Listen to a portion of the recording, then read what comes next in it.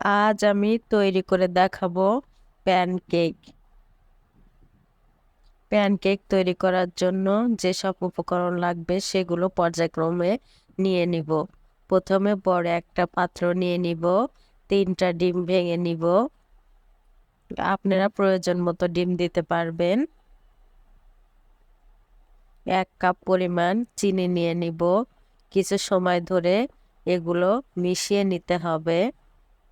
এগুলো আমি ভালোভাবে মিশিয়ে নিব। ভালোভাবে চিনি গলা পর্যন্ত মিশাতে হবে। এখন সামান্য পরিমাণ ভ্যানিলা নিয়ে নিব ডিমের দুর্গন্ধ দূর করার জন্য। ভ্যানিলা এসেন্সটা দিলে ডিমের দুর্গন্ধ দূর হয়। এটা ভালোভাবে মিশিয়ে এখন সামান্য পরিমাণ বেকিং পাউডার নিয়ে নিব। বেকিং পাউডার নিয়ে কিছু সময় এটা মিশিয়ে নিব। ভালোভাবে মিশিয়ে নিতে হবে। 1 কাপ পরিমাণ সয়াবিন তেল নিয়ে নিব। এটা এখন ভালোভাবে মিশাইতে হবে। এখন 1 কাপ পরিমাণ গরুর দুধ নিয়ে নিব, বা যে কোনো লিকুইড দুধ নিলে হবে।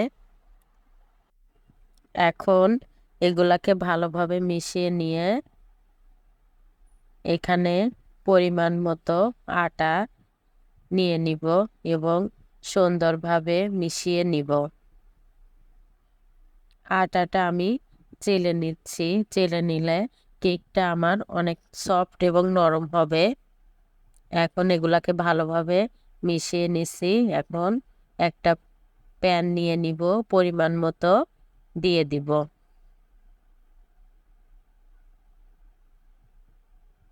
একটা ঢাকনা দিয়ে 2 মিনিটের জন্য ঢেকে রাখব। যে দেখেন প্যানকেকটা আমার হয়ে গেছে। এখন ঢাকনাটা তুলে উল্টিয়ে দিব।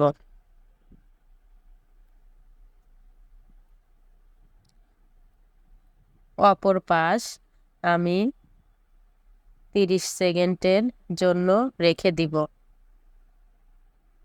এভাবে পর্যায়ক্রমে আমি সবগুলা প্যানকেক ভেজে নিব।